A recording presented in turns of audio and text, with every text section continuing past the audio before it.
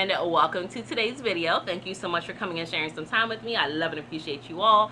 As you can see, it's bright as hell outside. It is hot outside, so I am underneath the porch with the fan on, so I apologize that I'm dark, but it's too hot. It's too hot for that. It's 95 degrees out here, okay? So I just want to touch on this topic because it does affect the culture. It has the people's heart. It has people's attention right now. But I want everyone to know that it goes deeper than just the rap beef. Okay, it goes so much deeper than that. And I first want to shout out J. Cole because, as always, you know, as a person who loves music, I love music, all type of music. What J. Cole did, that was a first that I've seen, because he recognized, like he said, it didn't sit right in his spirit. He recognized this is a time where a lot of things that we're saying, that we're feeling, that we're doing, that we're executing is coming across quickly, and I don't want to be a part of that. So I love y'all. I appreciate y'all. I'm out. I'm just going to keep making music for the fans. And people can say they lose respect for that, but that takes strength. That takes strength. I think I'm going to make another video on how being humble, that may be my video tomorrow, how being humble takes a lot of strength, because some people like to take you being humble or vulnerable as a sign of weakness, and that's far from it, right?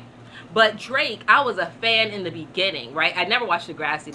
I'm too old for that. But I did listen to his albums when they dropped. So Far Gone, I liked it. Take Care, I liked it.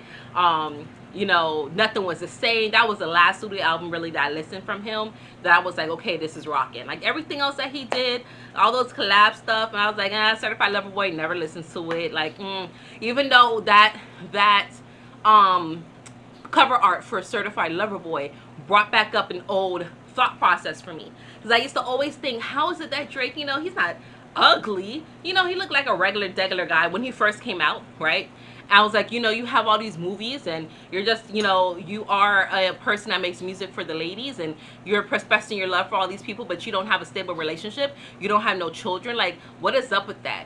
And that made me really start questioning and thinking, like, can I listen to this person? Because music carries frequency, you know, it's a frequency, and when you listen to it and you listen to the art of the musician that is putting out there, all their emotions that is tied to the music is being passed on to you. Hence R. Kelly, for a long time I was like, okay, you know, he got some ish going on, but I can separate the man from the art.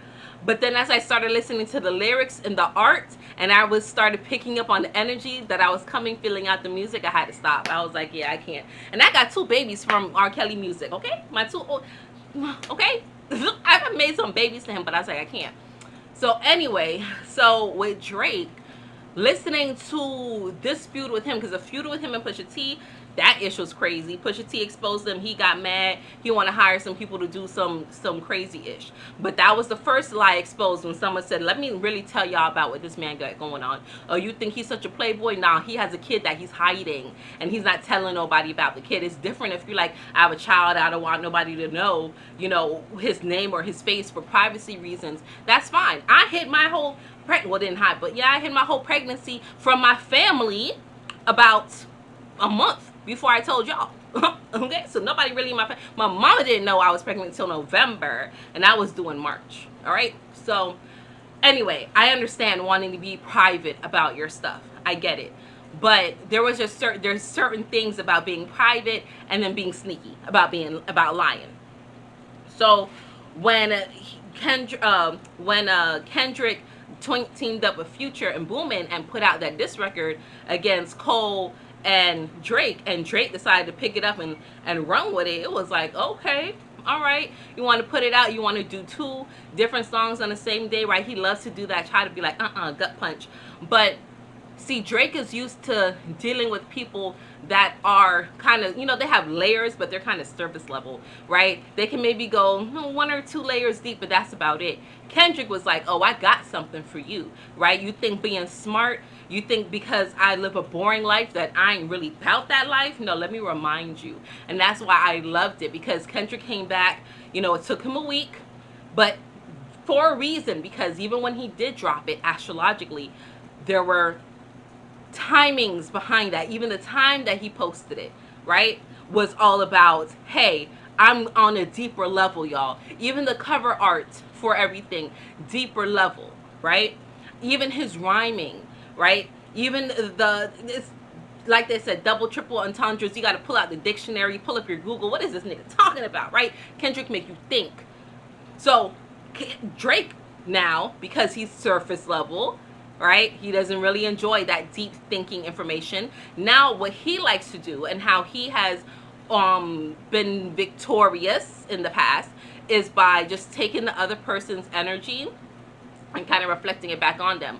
But he's really projecting his own mess. So that's exactly what his nationality do. With his nation of people that he claimed, his mother's nation, that's what they do. They like to gaslight. They like to take what other people are going through and try to twist it and seem like it's coming like a dagger, like it's a weakness. And no, just because you're going through something, that doesn't mean it's a weakness. So the first time when he messed up, when Drake messed up, you know, and Family Matters, I was like, okay, cool, you know, little bang, whatever. Taylor Made Freestyle, I ain't like that. No. And the first one that he put out, it was alright. I don't even remember the name of the damn song. And I was like, alright, cool. When Drake came back, when Kendrick came back with Euphoria, just the word euphoria, right? Thinking, oh, it's bliss, and oh, you're in a euphoric phase in your life, right? It's just happiness and everything. And then hearing the melody and the rhymes that he put. Why my camera died? Okay, so, oh, do y'all see my shirt? Kanye Attitude with Drake Feelings. Yeah, I've had this for a while for the culture. I bought this when Kanye and Drake are going through their stuff. But even the word euphoric, right? Euphoria, the state of being in euphoria, it was ripped apart by everything that's happening in that song, what Kendrick is saying in that song. And I liked it so much because, you know, he kept it light, but he went deep. He kept it light, but he went deep.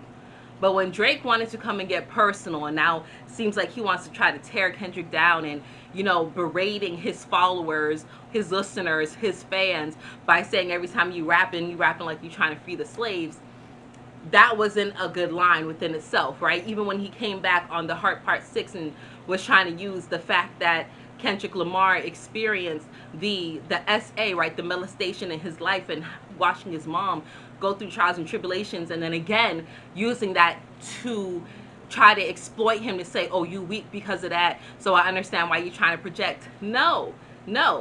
And when you listen, if you listen to the whole discography of everything and what Kendrick is saying and then what Drake is saying, a lot of things that Kendrick was saying, Drake was just regurgitating. Remember how I said how his nation likes to do? They like to take things, spin it around, and put it back and make it seem like, oh, it's, you know, we're not doing anything. This is just, you know, how it's all coming off. You know, that's not me. That's not me.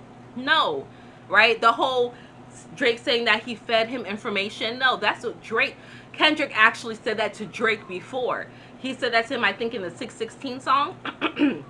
that Drake, that he was like, Drake, you were doing good until you put money in the receipt in the streets, but you lost money because they came back with no receipts. He's like, no, the story about Cash Dog wasn't even the leak.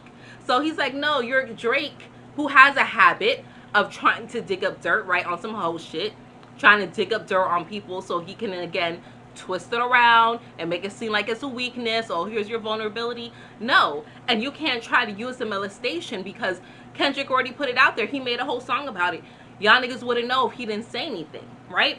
So with that being said, what I want to draw into the perspective and the purview of everyone, because I'm not going to go too long and deep into this, but it's up for these niggas. It's up, okay? And I'm not saying these niggas as in, you know, these rap artists or moguls or whatever, but I mean for these ignoramuses. That's what a nigga is, someone who is ignorant, all right? Someone who is ignorant, who is trying to perpetrate and try to infiltrate the culture for the demise of individuals just so they can gain. Those that are ignorant to the repercussions and the consequences of their behavior for other people that they're using just for them to gain. It's over. It's over. We are in the age of give it up. It's up. And Drake will be okay. He'll be able to reinvent himself. I mean, he is a Scorpio, so he does have to go through his different levels. And once he comes and he repents and humbles himself, hopefully it's not too late, he'll be okay. If not, he'll be back in rotation again the next lifetime, right? But Kendrick, is the exposer of righteousness, and he better not apologize. Because when I heard that Drake song, The Heart Part 6, and the first thing that you heard on that song was Prove It, right? Was the Aretha Franklin sample, Prove It? Like, no, he did it. Anybody that's like, prove it, oh, prove it though. Can you prove it? Oh, you can't prove, well, okay, well, then that's that. Right? Saying it would be in a filing cabinet. No, no. Because there's been plenty of people that have more time than, me, and more desire than I do to research and find certain things. They have found a lot of proof in the pudding, right? So be mindful of what people try to tell you and how they try to play on your emotions. Again, trying to make it seem like your vulnerability and the things that you've been through now makes you weak. No, that's not the case, because Kendrick took away all his power. Took away all his power by, one, already sharing what it is that he's been through, and then two, putting people, giving the game before Drake just decides to kind of regurgitate and go from there. Now you see yesterday, which is why I'm kind of glad I didn't come and make this video yesterday. Now the record labels are talking against each other because Drake is losing money. Drake rhymed about, well, first, Kendrick rhymed about he hates when people play gangsta, wants to pick up a gun, gets people shoot up in their camp, and then wants to text or put on social media, oh, pray for my city, what is happening? And then what happened yesterday at Drake's house? There was a shooting of the bodyguard who's now in serious condition. This man has a family, has ones who loved him, and he's out here minding his business, doing his job, and somebody in someone's encampment got this man hurt. Okay? I don't think it was Kendrick people, and I wouldn't put it past Drake's people if it was a setup, right? They're showing the store in Drake's store in London was vandalized with graffiti with one of Drake's lyrics. But the funny thing is, when they show you the quarter report for that store, they were already not doing the best. They were not having the best quarter. So that vandalism was just that, hey, people, look at me, take pity on me, sorry investors and everybody that's happening. It's not really me, it's this rap beef. But no, that's not the case, right? It's all playing out in the media, which already is lies. You already know it's manipulation. So don't allow yourself to get too emotionally entangled in it. It's happening for a reason. Nothing happens without, the consent of the collective. For there was just enough people that wanted to see Drake go down. So here we go, it happened, right? But it's not just about Drake. It's about those nationalists, his nationality, right? His community, right? It's time for them to their power is up. It's time for them to give it up. It's time for, everything you see, the reckoning, right? You see the war that's going on there in Gaza and how they're playing dirty, okay? How Drake's community is playing dirty with those people. Tell them to go evacuate to this one particular space, and then when they get there, they're like, oh yeah, a couple weeks later, oh yeah, you gotta go because you're gonna bomb, and then bomb it immediately and killing all those people. And then their president getting up on stage and saying, if we gotta stand alone, we're gonna stand alone. Basically, fuck what y'all talking about, because we're not going down without a fight. We're taking down as many people as we possibly can. Just be mindful and watch these things unfold, but be grateful for them, because that just means righteousness is happening, right? Drake told the man to go get some ayahuasca and kill his ego. A lot of people need to go through that, but nobody want to talk about that. No one sees the deeper esoteric level. All I know is Kendrick better not apologize, and if he do, he should be like, I'm sorry that Drake is upset that this shit got real and his feelings got hurt, and whatever come up afterwards. That's the type of apology I would love to see. I actually said that he should have made a record back with him just laughing, and at the end be like, nah, I want a real apology, right? Like how they make a lot of people in our community get up there and really apologize. Shout out to Kyrie, right? So with everything that is breaking down in this system, and you're seeing these false idols and stars. Remember, I did a video about this, about these stars are coming down, right? Shout out to Jaguar. She is out here talking.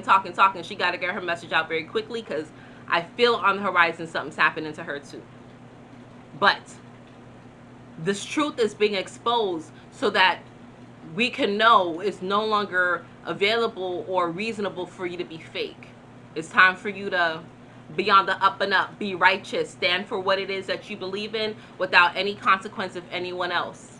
Because at the end of the day, all these people care about is money. Hence why UMG is telling them, hey, squash the beef, right? Kendrick, chill out. Drake, no more. Y'all costing us money. We done gave this man $400 million.